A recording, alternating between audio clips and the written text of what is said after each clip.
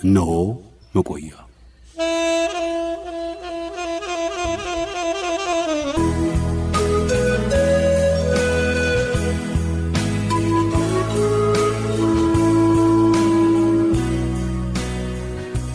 የገንዘብ ስስት ያላጎነበሳቸው ድሃው ፕሬዝዳንት።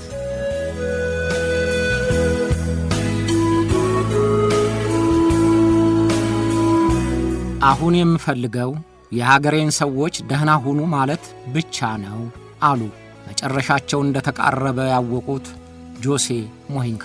ከእንግዲህ ለቃለ መጠይቅ እንዳትፈልጉኝ፣ ምንም ነገርም አትጠይቁኝ፣ የሕይወት ሂደት የማጠናቀቂያ ላይ ደርሻለሁ ሲሉ ለሳምንታዊው ብስኩዳ ጋዜጣ ነገሩት። የ89 ዓመቱ የኡራጋይ 40ኛው ፕሬዝዳንት ጆሴ ሞሂንካ ይህን ለመናገር የበቁት የያዛቸው ደዌ መጨረሻቸውን እንዳፋጠነው ስለተረዱት ነበር። ከዚያ ቃለ ምልልሳቸውም በኋላ ወር ያህል እንኳን ሳይቆዩ የመሞታቸው መርዶ ተነገረ። መርዶውን የተናገሩት ራሳቸው ሞሂንካ እንዲመረጡ ድጋፋቸውን የሰጧቸው ፕሬዝዳንት ያማንዳ አርሲ ነበሩ። አባታችንን፣ ጓዳችንን፣ መካሪያችንን፣ አርአያችንን በማጣታችን ተጎድተናል አሉ በቴሌቪዥንና በራዲዮ ባስተላለፉት መልእክት። ኡራጋይ ስለ ባለውለታዋ መሪነት ማለት ምን መሆን እንደሚገባው ለዓለም ላስተማሩት ሞሂንካ ልጄ ሞቶብኛልና ለ3 ቀናት ሐዘን ተቀምጫለሁ ብላ አወጀች። እናም ኡራጋይ ሐዘን ተቀምጣ ሰነበተች።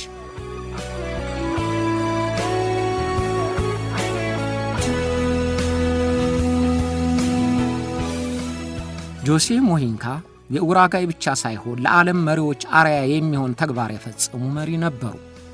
በእርግጥ አርአያነታቸውን ለመከተል ልቦና ያላቸው ደፋር መሪዎች የሚፈጠሩት ምናልባት ከ10 ዓመታት በኋላ እንጂ በቅርቡ እንኳ ይሆናል ተብሎ ለመገመት ያስቸግራል። ፕሬዝዳንት ጆሴ ሞሂንካ ሕዝባቸውን መውደዳቸውን የሚያሳዩት ልብ በሚያቀልጡ ቅቢያማ ቃላቶች አይደለም፣ በተግባር እንጂ። ለሕዝባቸው እኩልነትና ፍትሕ ሲሉ የሚበጅ አስተዳደር ለመትከል ታግለዋል፣ ታስረዋል፣ ተሰቃይተዋል። የመሪነት ሥልጣን ማለት ለሕዝብ አገልግሎት መስጠት ማለት መሆኑን ለሕዝባቸው ያረጋገጡት በዲስኩር ሳይሆን በተግባር ነበር። ሥልጣን የሀገር ሀብት ለመዝረፍ ለዝናና የግል ፈቃድን ለመፈጸሚያ የሚሆን መሳሪያ ለመሆኑን በተግባር አሳይተዋል። የሀገር መሪ ሆነው የኡራጋይን ሰባራ ፍንካች ገንዘብ አልወሰዱም። በሥልጣኔ ዘመዴን ደጋፊዬን ልሹምበት ልሸልምበት አላሉ።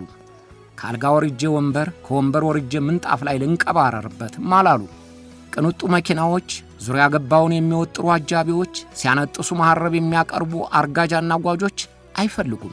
ሕዝብን ጠባቂ አድርገው ባዘመመች ቤታቸው በደስታ እየኖሩ ከርካሳ ቮክስዋገን መኪናቸውን እያሽከረከሩ የሀገር መሪ መሆን እንደሚቻል አሳይተዋል። ከአንድ የምርጫ ጊዜ በላይ ሥልጣን ላይ መቆየት ያባልጋል እያሉ በታጋይነታቸው ጊዜ ሲሰብኩ የነበሩትን የመሪነት ተራው ሲደርሳቸው ተግባራዊ አድርገውታል። ለይስሙላ የጊዜ ገደብ አስቀምጠው ጊዜው ሲደርስ ሕግ እያሻሻሉ ከኔ ወዲያ መሪ የት ታገኛላችሁ እያሉ የሥልጣን ቆይታቸውን እንደሚያራዝሙት መሪዎች አልሆኑም።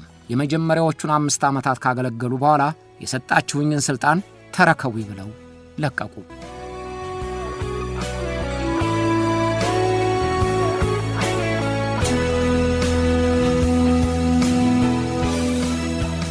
ታሪክ ጆሴ ሞሂንካን በብዙ መልካም ነገሮቻቸው እንደሚያስታውሳቸው አይጠረጠርም። እርግጥ ነው ታሪክ ክፉዎቹንም ጨካኞቹንም አምባገነኖችንም ገዳዮችና ዘራፊዎችንም ያስታውሳል። ግን በበጎ ሥራቸው አይደለም። ጥፋታቸውን ብቻ ሳይሆን የመጨረሻ መጥፊያቸውን፣ ጭካኔያቸውን ሳይሆን ውርደታቸውን፣ በሰፈሩበት ቁና መሰፈራቸውንም አብሮ ይተርክላቸዋል። ባለፈው ግንቦት 5 2017 ዓ.ም የሞቱትን ጆሴ ሞሂንካን ግን አድሮ የሚያብብ ታሪካቸው፣ ዘመን ተሻጋሪ የሆነው አገልግሎታቸው፣ ስሜት የሚነቀንቅ ተግባራቸውን አብሮ ይዘክርላቸዋል። የኡራጋይ ሕዝብ ሞታቸውን እንደሰማ ምንም እንኳ ቀብራቸው የተማሰ ልጣቸው የተራሰ ዕድሜ ጠገብ አዛውንት ቢሆኑም የብዙ መልካም ተግባር ምልክታቸው ነበሩና አባታችን እያሉ አለቀሱላቸው። ልጅ አዋቂ ሳይሉ አዘኑላቸው። መሪዎች በስልጣን ላይ በሚሆኑበት ጊዜ ወይም በቁማቸው ልነጠፍልህ ልውደቅልህ የሚሏቸው ብዙ ናቸው። ሰብዕናቸውን በወርቅ ቀለም ለመጻፍ በከበሩ ቃላት ለማሞካሸት የሚሽቀዳደሙ ጸሐፊዎችም ይበዛሉ። ሲሞቱ ወይም ከስልጣን ሲወርዱ ግን የመጀመሪያዎቹ አሳዳጅና ነውር አውጪዎች እነሱ ይሆናሉ። በጆሴ ሞሂንካ ግን ይህ አልሆነም። ከሞቱም በኋላ ሕዝባቸው ተገዶ ሳይሆን ወዶ አዘነላቸው። እውነተኛው መሪያችን እያለ ሙሾ አወረደላቸው። ይህ በብዙ ዓመታት ውስጥ ጥቂት መሪዎች የሚያገኙት ክብር ነው። እኛም የጆሴ ሞሂንካን ሞታቸውን ሰበብ አድርገን በምድር ቆይታቸው በሥልጣን ዘመናቸው ያደረጉትን እየጠቀስን ማስታወስ የተገባ ይሆናል።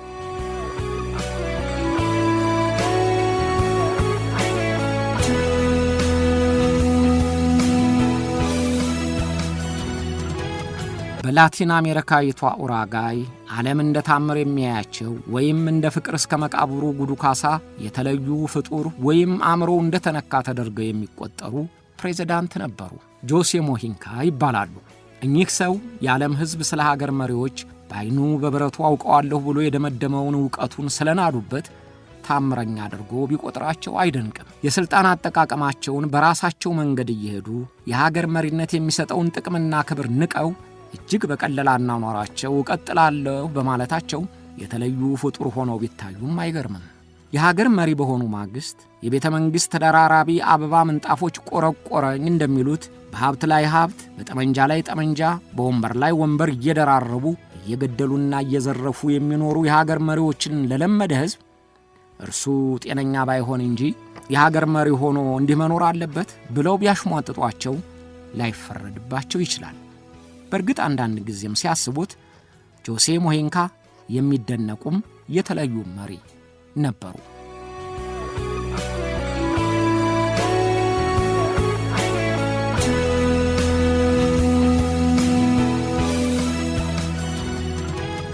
ሞሂንካ የኡራጋይ ፕሬዝዳንት ሲሆኑ ከእርሳቸው በፊት የነበሩ የዓለም መሪዎች የኖሩበትን ልማድ ሰረዙት። ፕሬዝዳንት ስለሆንኩ ቀድሞ ከኖርኩበት የአኗኗር ስልቴ መለወጥ የማልሞክረው ነው ብለው ድርቅ አሉ። ስለዚህ በ5 ዓመቱ የሥልጣን ዘመናቸው ያሸበረቀውን ቤተ መንግሥት አልኖሩበትም። የቤተ መንግሥቱን ሠራተኞች አገልግሎት ጨርሶ አልተጠቀሙም። መኖሪያቸውን ከነበሩበት የግል ቤታቸው አላዛወሩም። በመንግሥት ሥራ ላይ ሲሆኑ የፕሬዝዳንቱን ቢሮ ይጠቀማሉ። ከሥራ ውጪ በከተማ ወጣ ብለው በምትገኝ ቤታቸው ይኖራሉ። ይህ የሁል ጊዜም አኗኗራቸው ነው። ምናልባት ቤታቸው ያማረና የጸዳ የተንጣለለና ያሸበረቀ ከሆነ ምን አለበት እንዳይባል የእርሳቸው ቤት እንዲህ አይነት ስያሜ ሊሰጣት ቀርቶ ያሸበረቀ የሚለው ቋንቋ ሲያልፍም የሚነካት አይደለችም። ከዋና ከተማዋ ወጣ ብሎ በሚገኝ አነስተኛ እርሻቸው ላይ የተሰራችው ባለ 1 መኝታ ቤት የሆነችው ቤታቸው ጠባብ ናት። ከምግብ ማብሰያው ክፍል መጥበሻና ድስት በታጨቀበት የተለያዩ የምግብ ጠርሙሶችና ዕቃዎች በተነባበሩበት ክፍል ምግባቸውን ይመገባሉ። ያልተሟሉ አሮጌ ሶፋዎች የያዘችው ሳሎናቸው መጽሐፉም ወረቀቱም ሻይ ማፍሊያውም ስላጨናነቁት ለመተላለፍ ጥንቃቄ ትፈልጋለች። ያችው አንዷ የመኝታ ቤታቸው ግድግዳ ውሃ ሰርጎባት ተሽጎርጉራለች። ወለሉ ዕድሜ ልኩን ምንጣፍ የሚያውቅ አይመስልም። ባለቤታቸው እንደሚናገሩት ጥቂት ሰዎች መጋበዝ ከፈለጉ የእንግዳ መቀበያ ግቢ ወዳለው ጎረቤታቸው ቤት እንግዶቻቸውን ይዘው ይሄዳሉ።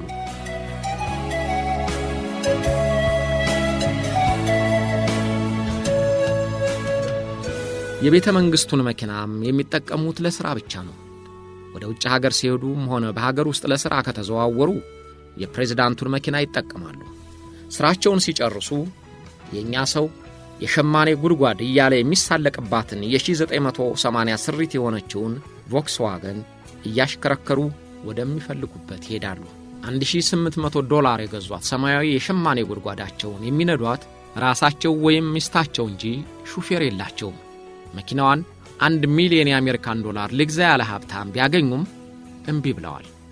ሚስታቸውን ከጎናቸው አስቀምጠው ወፍራሙን ሰውነታቸውን ከመሪዋ ጋር እያስማሙ ሲያሽከረክሩ የሚያያቸው የሀገራቸው ሰው በየሄዱበት በፍቅር እያጨበጨበና ስማቸውን እየጠራ ይሸኛቸዋል። መኪናቸውን እንዲለውጡ መካር መሳዎች ሲመክሯቸውም ሥራ የላችሁም ብለው ፊት ይነሷቸዋል። que no la cambio por ser presidente. Entonces me sobra. A otro tal vez no le alcance, pero a mí me sobra. እኔ አሁንም በፊት የነበርኩት አይነት ነኝ።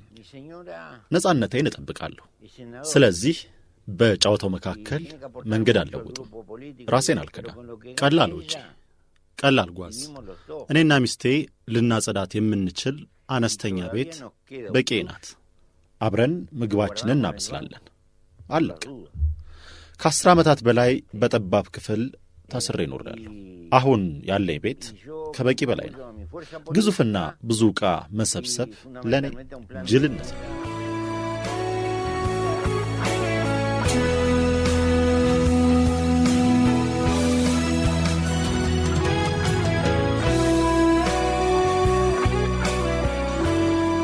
ፕሬዝዳንት ሙሄካ በአጃቢዎች አይታጀውም።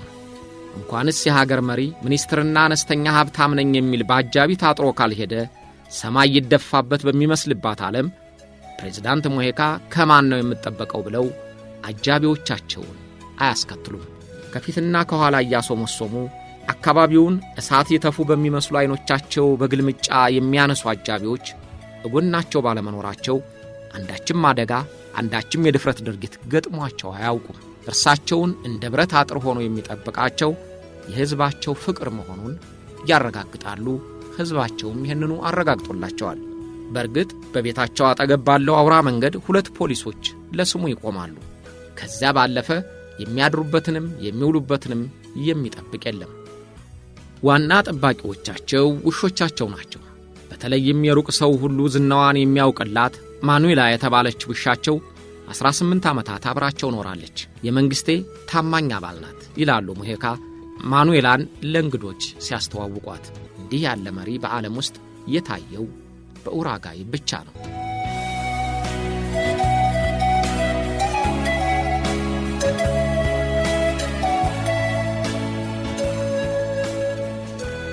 ፕሬዝዳንት ጆሴ ሙሄካ ጫማቸውን የሚወለውሉ ክራባት የሚያስሩላቸው እየተሽቆጠቆጡ አቤት ጌታዬ የሚሉ የቤተ መንግሥት ሠራተኞችና የፕሮቶኮል ሹሞች የሏቸውም። ከባለቤታቸው ጋር ተጋግዘው ምግባቸውን ያበስላሉ፣ የበሉበትን ዕቃ ያጥባሉ፣ ቤታቸውን ያጸዳሉ። ድህነታቸውን ለማየት አገር እየቆረጡ ወደ እርሳቸው የሚሄዱትን ጋዜጠኞችን ጭምር ራሳቸው ሻይ እያፈሉ ይጋብዛሉ። በሥራቸው ብዛት ምክንያት የሚያደርጉትንም አኗኗራቸው ቀላል ስላልሆነ ስለ ንብረታቸው የሚጨነቁበት ጊዜ ስለሚበዛባቸው ጊዜ አይኖራቸውም እንጂ እንደኔ ቀለል ያለ ኑሮ ቢኖሩ በርካታ ጊዜ ይኖራል እያሉ ይመክራሉ። ግን ማቢሰማቸው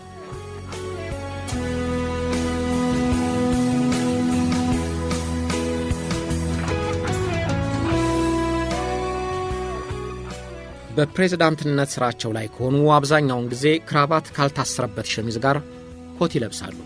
ከሥራ ውጪ ጃኬትና ሹራቦች ለብሰው የቤት ሥራቸውን ያከናውናሉ ወይንም ከጓደኞቻቸው ጋር ይጫወታሉ። እንደዚያ ሆነው ሲያዋቸው ሽማግሌ ገበሬ እንጂ ሁሉን ነገር ለማድረግ የሚቻላቸው የሀገር መሪና የሀገሪቱ ጠቅላይ ጦር አዛዥ አይመስሉም። ደግሞም በርግጡ በሙያቸውም በተግባራቸውም ገበሬ ናቸው። ከአድካሚው የቢሮ ሥራቸው ሲመለሱ ልብሳቸውን ለውጠው አሮጌ ትራክተራቸውን እየጠገኑ ያንቀሳቅሳሉ። ባገኟት ጊዜ ጎረቤታቸው ከሆኑት ገበሬዎች ጋር እየተጫወቱ ያሳልፋሉ። የሴኔት አባል ከሆኑት ሚስታቸው ጋር በሀገርና በመንግሥት ጉዳይ እየተነጋገሩ ያመሻሉ። ሕይወት ነገም በዚሁ አይነት ይቀጥላል። ታዲያ እንዲህ አይነቱ መሪ እንደ ታምርም እንደ ጉድም ቢታይ ምን ያስገርማል?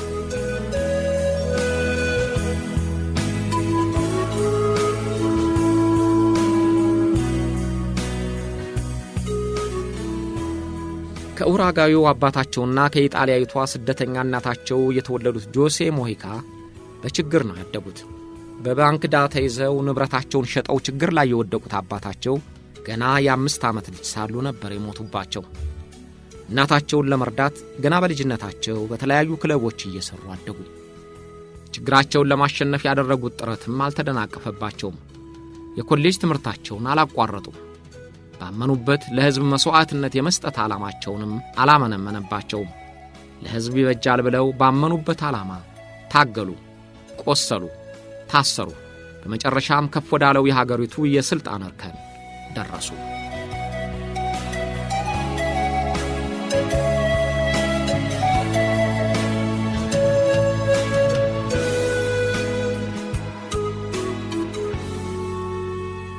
ጆሴ ሙሄካ በ34 ዓመታቸው መመሪያውን ማርክሲዝም አድርጎ የትጥቅ ትግል የጀመረውን የቱፓማሮስ አማጺ ቡድን ተቀላቀሉ። ያን ጊዜ በ1960ዎቹ በዓለም ወጣቶች ዘንድ እንደ ፋሽን ተሰራጭቶ በነበረው ማርክሳዊ ርዕዮት ሙሄካም ዋናው ልክፍተኛ ነበሩ። በኩባ በነ ፊደል ካስትሮ እንቅስቃሴ ተማርከዋል። የነቼ ጉቬራ ትግል አድናቂ ብቻ ሳይሆኑ ተከታይም ለመሆን ቆረጡና አረ ጥራኝ ደኑ አረ ጥራኝ ዱሩ ላንተም ይሻልሃል ብቻ ተማደሩ ብለው ጫካ ገቡ። ሀገራቸውን ኡራጋይን የሚመራው አምባገነኑን ወታደራዊ መንግስት ከስልጣን ለማስወገድ እርሳቸው እንደሚሉት ያንዱን በሌላ መበዝበዝ ሥርዓት ለመለወጥ ወደ ትግል ሜዳ ተሰማሩ። ቱፓማሮስ ባደረገው የትጥቅ ትግልም እየተዋጉ 6 ጊዜ ቆስለዋል። ታዲያ ያንን እያስታወሱ ሞት አጠገቤ መጥቶ ጠርቶኝ ነበር፣ ግን ከልቡ አልፈለገኝ ኖሮ እስካሁን አልጠየቀኝም እያሉ ይቀልዳሉ።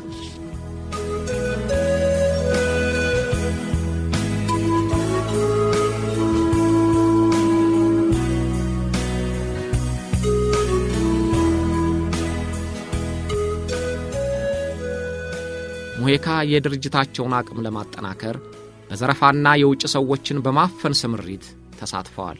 እርሳቸውና ሚስታቸው ባንክና የመንግስት ንብረት የሆነውን እየዘረፉ ለድሆች አከፋፍለዋል።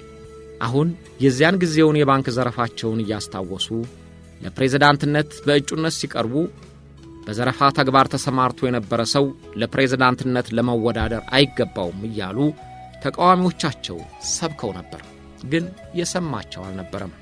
ሙሄካ በትግል በነበሩበት ወቅት የዘረፉትን ለሕዝባቸው ማከፋፈላቸውን ያውቅላቸው የነበረው ሕዝባቸው አከበራቸው እንጂ አልነቀፋቸውም። No, yo no maté a nadie porque no se dio que matara, podía haber matado.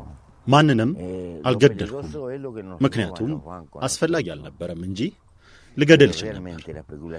ዋናው አደጋ ባንክ መዝረፋችን ነው። እውነቱን ለመናገር ባንኮቹ የሚፈጽሙት ሕገወጥ ድርጊት ትዕግስት የሚፈታተን ነበር። የትግሉን አቅም ለመገንባት ብዬ እንጂ ለራሴ ብዬ አልዘረፉም። የዘረፉት ለግል ጥቅሜ ቢሆን ሌላ ጉዳይ ነበር።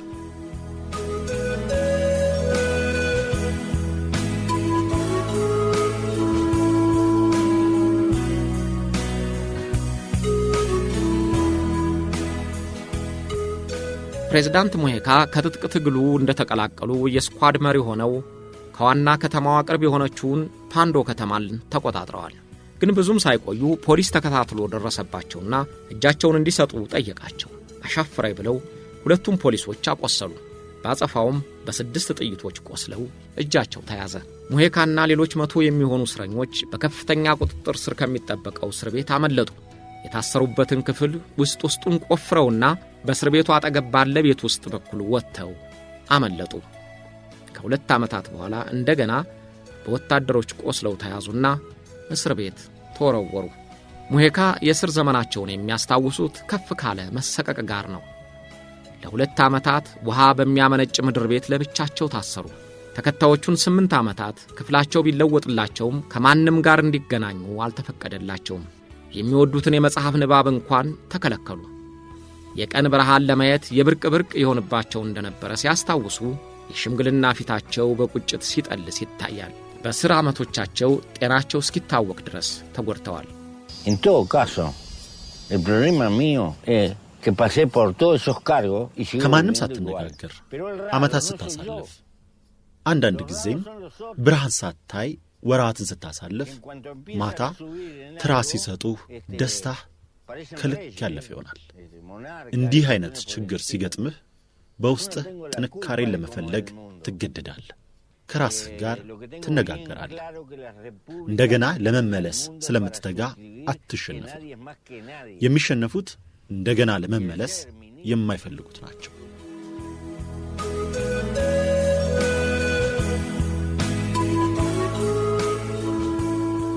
ግን አልተሸነፉም። እርሳቸው እንደሚያምኑት በሕይወት ጉዞ ወደኩ ብሎ ማልቀስ አይፈልጉም። አንድ ቀን ከእስር ቤት እንደሚወጡ ወደ ትግላቸውም እንደሚቀላቀሉ ራሳቸውን አሳምነውና አጠንክረው 14 ዓመቱን የእስር ቤት ሕይወት አሳለፉት። ሙሄካ 14 ዓመታት በወህኒ ቤት ተገልለው ቢቆዩም ለአሁኑ ስብዕናዬ እንድደራጅ ረድቶኛል ይላሉ። ቀድሞ ያነበቧቸውን በርካታ መጻሕፍት እየተነተኑ ራሳቸውን በእውቀት ሲያደራጁበት ከረሙ።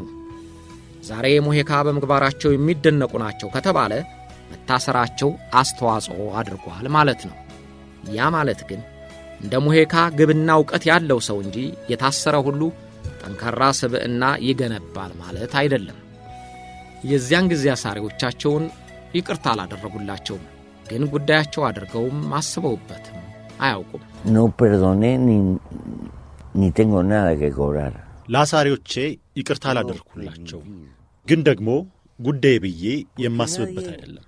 በዚያን ጊዜ ያጣነውን ምንም ነገር ሊያካክስልን አይችልም። የሕይወት ሕግ መሆኑንም መረዳት ያስፈልጋል። በሕይወትህ 1000 ጊዜ ልትወድቅ ትችላለህ። ዋናው ነገር እንደገና ተነስተህ እንደገና ሀ ብለህ ለመጀመር ፍላጎት መኖሩ ላይ ነው።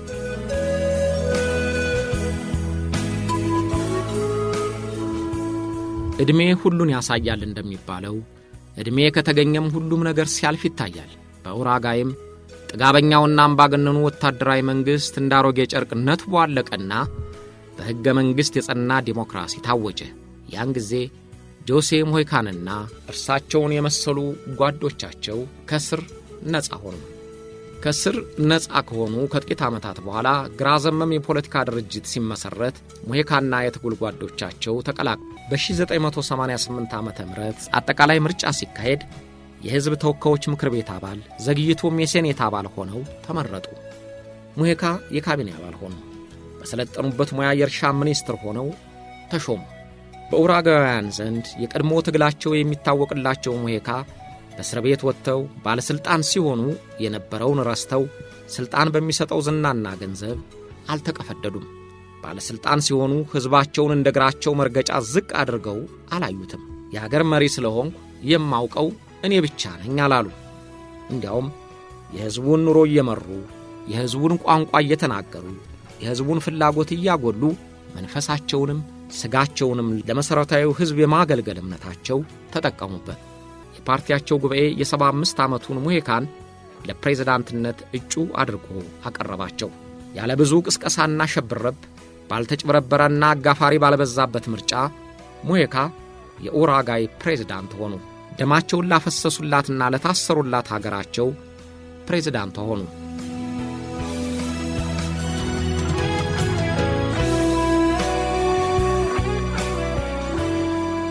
በፍቅረ ነዋይ ያልተነደፉ የሕዝብ ልጅ ናቸው የሚባሉት ሙሄካ ፕሬዝዳንት ከሆኑ በኋላ አኗኗሯቸውን በምን መልኩ እንደሚመሩት ለማወቅ የጓጉ ብዙ ነበሩ። ሙሄካ ግን እንደ ወትሯቸው ኑሯቸውን ቀጠሉ። የሀገር መሪ መሆናቸው የአገልግሎት ሥራቸውን በቀዳሚነት ለመምራት እንጂ የግላቸው መጠቀሚያ ሊያደርጉት አልፈለጉም። ሥልጣን ሕዝብ ለማገልገል የሚጠቅም መሣሪያ ነው በሚል ንግግር ድስኩራቸውን እያጋጋሉ በተግባር ግን ሕዝቡን መገልገያ ከሚያደርጉ አብዛኛዎቹ የዓለም መሪዎች አስተሳሰብ በፍጹም የተለዩ መሆናቸውን በተግባር የገለጹት ወዲያው ነበር። ለሙሄካ ሥልጣን ገንዘብ መሰብሰቢያና ማጠራቀሚያ አይደለም። ለሙሄካ ሥልጣን የድሃን ገንዘብ እየመነተፉ በውጭ ባንክ ለማስቀመጥ የሚገለገሉበት መሣሪያ አይደለም። ሥልጣን ለሙሄካ ቤተዘመድን ወደ ሀብት ተራራ የሚያስወጣ ጎዳና ለማስቀመጥ የሚረዳ አይደለም። ሥልጣን ለሙሄካ ለመዝናናትም ዓለሙንም ለመቅጨት የሚጠቅም መሣሪያ አይደለም። ሥልጣን ሕዝብ ማገልገያ ብቻ መሆኑን በተግባር አረጋገጡበት። Yo soy muy republicano. Las repúblicas vinieron al mundo para tratar de señalar que nadie... እኔ ሪፐብሊካን ነኝ። ሪፐብሊካን የሚያሰኛቸው ማንም ከማንም እንደማይሻል የሚያምኑ መሆናቸው። ፕሬዝዳንት ንጉሥ አይደለም፣ አምላክ አይደለም፣ ሁሉንም አውቃለሁ የሚል የጎሳ ጠንቋይም አይደለም። ሥልጣኑን መልቀቅ የሚገባው የሕዝብ አገልጋይ።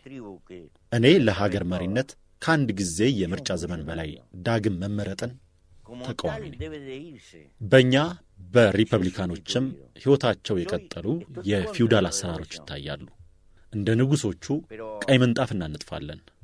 እንዲህ ያሉ ነገሮች አሉት።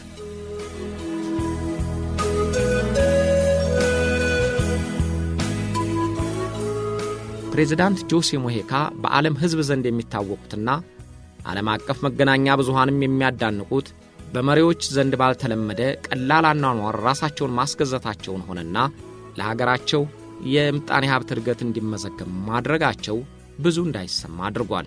እርሳቸው ፕሬዝዳንት ከሆኑበት ከ5 ዓመታት በፊት ከነበረው የኡራጋይ ምጣኔ ሀብት ስልጣናቸውን ሲለቁ ከፍተኛ የእድገት ደረጃ አስመዝግቧል። የነፍስ ወከፍ ገቢ ጨምሯል። የሥራ አጦች ቁጥር ቀንሷል።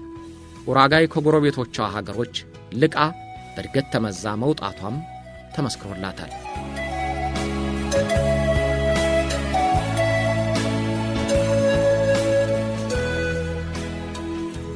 ሙሄካ ፕሬዝዳንት ከሆኑ በኋላ የማሪዋና እጽ ዕቀባን ለመለወጥ የነደፉት ውሳኔ በላቲን አሜሪካኖች ዘንድ ብቻ ሳይሆን በአውሮፓም ብዙ ጥያቄ አስነስቶባቸዋል። ፕሬዝዳንት ሙሄካ አደንዛዥ ተብሎ በአሜሪካና በላቲን አሜሪካ ሀገሮች የታገደውን የማሪዋና እጽ ሕጋዊ ሆኖ በግልጽ እንዲሸጥ ወስነዋል። ሐሳባቸውን የሚቃወሙ ሀገሮች ድርጊታቸውን ኮንነውታል። እርሳቸው ግን የውሳኔያቸውን አስፈላጊነት የሚያስረዱበት ነጥብ አላቸው። ባለፉት 100 ዓመታት የማሪዋናን እጽ በኃይል ለመገደብ የተደረገው ትግል አልተሳካም። እንዲያውም ዝውውሩ እንዲባባስ ማድረጉን፣ በዚሁ ምክንያት የበርካታ ሰዎች ሕይወት መጥፋቱን ይጠቅሱና ቁጥጥሩ የጠቀመው ሕገወጥ አዘዋዋሪዎችን ብቻ ነው ይላሉ። ከዋጁ በኋላ መንግሥት ማሪዋናን እያመረተ እንዲሸጥ ተደርጓል። ከልክ በላይ ለመግዛት የሚፈልግ ሲገኝ ሐኪም እንዲያየው ወደ ጤና ጣቢያ ይላካል። እንዲህም በማድረጋችን ማሪዋናን ተቆጣጥረነዋል፣ በድብቅ የሚሸጡትንም ገበያቸውን አሳጣናቸው እንጂ አላስፋፋቸውንም ብለው ያስረዳሉ። ሐሳባቸው በአብዛኞቹ ዜጎቻቸውና ጉዳዩን በሚከታተሉ ባለሙያዎች ጭምር ድጋፍ አግኝቷል። ተደገፈም አልተደገፈ በኡራጋይ የማሪዋና እጽ መግዛት ሕጋዊ ሆኗል።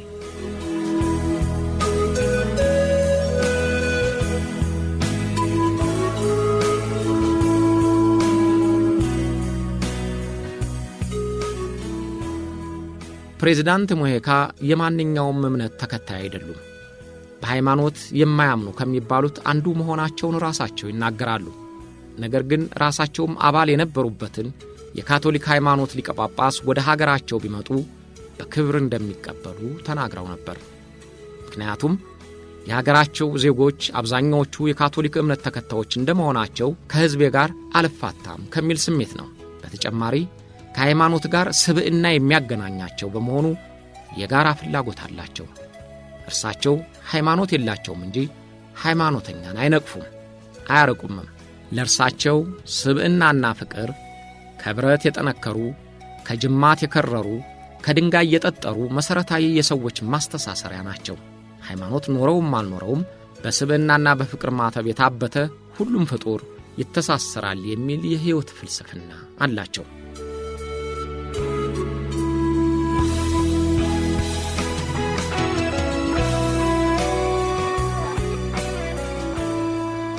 ድህነታቸውን ለዓለም ካሳወቀባቸው የፕሬዝዳንትነት ሥልጣናቸውን የለቀቁት የቀድሞው ፕሬዝዳንት ሙሄካ ፈላስፋና ገጣሚ ናቸው። የሀገርን ምጣኔ ሀብት ለማሳደግ የሚያስችል ሐሳብ አመንጭ ናቸው ይባላሉ። በሥልጣን ጊዜያቸው የሀገራቸውን ምጣኔ ሀብት እንዲያድግ አመራራቸው ጠቃሚ ሆኖ ተገኝቷል። ግን የዓለም ጋዜጠኞች ተደንቀው የሚጠይቋቸው ያንን የመሰለ ቀላል ኑሮ ስለ መኖራቸው ነው። ከናካቴው ዳው ፕሬዝዳንት የሚል ርዕስ እየሰጡ ለምን እንዲህ መኖር ፈለክ እያሉ ይወተውቷቸዋል። ጆሲ ሙሄካ ግን ድሃ ነኝ ብለው ፈጽመው አያምኑም። እኔ ድሃ አይደለም። በእኔ ትርጉም ድሆች የሚባሉት ብዙ ንብረት የሚፈልጉና የማይዙ ናቸው። ምክንያቱም ብዙ የሚፈልጉ በፍጹም አይጠሉም። እኔ ቀላል ኑሮ የምኖር እንጂ ድሃ አይደለም። አስፈላጊ የሆነ ዕቃ ብቻ ይኖረኛል እንጂ በንብረት መታሰር አልፈልግም። ለምን? ምክንያቱም ነፃ ጊዜ ሊኖረኝ ይችላል። ምን ለማድረግ? የፈለግኩትን። ነፃነት ማለት ለመኖር ጊዜ ማግኘት።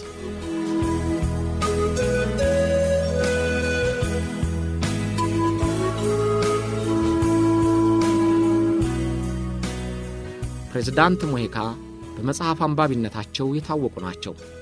ተማሪ ሆነው ሳለ ወላጆቻቸው መጽሐፍ ለመግዛት አቅም ስለሌላቸው በቀን ከ8 ሰዓት በላይ በቤተ መጽሐፍት እየቆዩ ያነቡ እንደነበረ ያስታውሳሉ። በኋላ በፖለቲካ ምክንያት ሲታሰሩ አሳሪዎቻቸው ከመጽሐፍ እንደማይለዩ ስለሚያውቁ ቅጣታቸውን ለማብዛት ለ8 ዓመታት መጽሐፍ እንዳያዩ አድርገዋቸዋል። ስልክ መጠቀም አይወዱም። ፌስቡክና ትዊተር ገጾችን ኢንተርኔትንም አይጠቀሙም።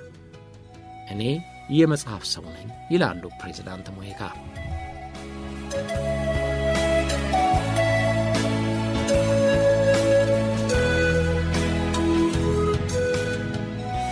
እንደ ፕሬዝዳንት ጆሴ ሙሂካ ያሉ መሪ ቀላል ኑሮ እየኖሩ ሕዝባቸውን የሚያገለግሉ ያላቋረጠውንም የደስታ ምንጭ ሲጠጡ የኖሩ ታላቅ መሪዎችን ማየት በእርግጥም የሚያስደስት ነው። ሙሂካ እንዲህ አሉ። ማንም ሰው ራሱ እንደሚያስበው መኖር፣ ሆዱ ያለውን ወደ መቃብር ይዞት ከመውረድ ለሌላው መናገር፣ ራስን መሆንና የራስን እምነት በሌላው ላይ አለመጫን። ሌሎች እንደኔ እንዲኖሩ አልጠብቅም። የሌሎችን ነጻነት ማክበር እፈልጋለሁ። የኔንም እጠብቃለሁ።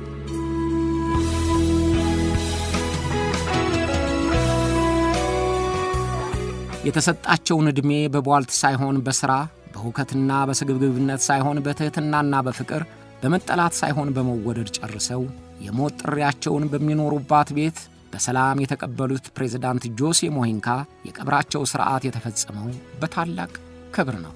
በኡራጋይ ባንዲራ የተሸፈነውንና በሰረገላ የሚጓዘውን አስከሬናቸውን ፕሬዝዳንቱና የ80 ዓመት ባለዕድሜ የሆኑት ባለቤታቸውና የሥራ ረዳታቸው ሉሲያ ቶፖሎንስኪን ጨምሮ ያጀበው ሕዝብ እጅግ ብዙ ነበር። በየመንገዱ የተሰለፉ የዋና ከተማዋ ነዋሪዎች እጅ ለእጅ ተያይዘው 3 ሰዓታት ተጉዘው እናመሰግንሃለን አባታችን በሚል ኃይለ ቃል ሸኝተዋቸዋል። እንደማስበው እኖራለሁ፣ እንደምኖረውም አስባለሁ የሚለውን የሕይወት መርሃቸውን ሲከተሉ የኖሩት ጆሴ ሙሂካ ኑሯቸውም አሟሟታቸውም አቀባበራቸውም የሚያስቀና ሆነው አለፉ።